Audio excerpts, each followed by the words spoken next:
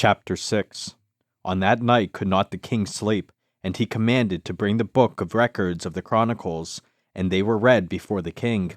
And it was found written that Mordecai had told of Bigthana and Teresh, two of the king's chamberlains, the keepers of the door, who sought to lay hand on the king Ahasuerus. And the king said, What honor and dignity hath been done to Mordecai for this? Then said the king's servants that ministered unto him, There is nothing done for him. And the king said, Who is in the court? Now Haman was come into the outward court of the king's house, to speak unto the king to hang Mordecai on the gallows that he had prepared for him. And the king's servants said unto him, Behold, Haman standeth in the court. And the king said, Let him come in. So Haman came in. And the king said unto him, What shall be done unto the man whom the king delighteth to honor? Now Haman thought in his heart, To whom would the king delight to do honor more than to myself?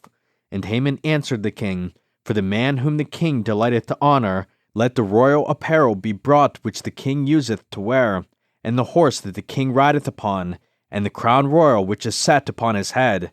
And let this apparel and horse be delivered to the hand of one of the king's most noble princes, that they may array the man withal whom the king delighteth to honor, and bring him on horseback through the street of the city, and proclaim before him, Thus shall it be done to the man whom the king delighteth to honor.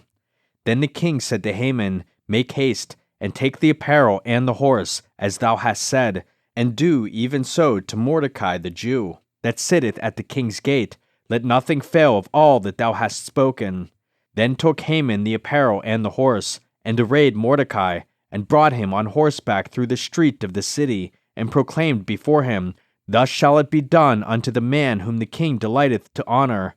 And Mordecai came again to the king's gate, but Haman hasted to his house mourning, and having his head covered. And Haman told Zeresh his wife, and all his friends, everything that had befallen him. Then said his wise men and Zeresh his wife unto him, If Mordecai be of the seed of the Jews, before whom thou hast begun to fall, thou shalt not prevail against him, but shalt surely fall before him. And while they were yet talking with him, came the king's chamberlains, and hasted to bring Haman unto the banquet that Esther had prepared.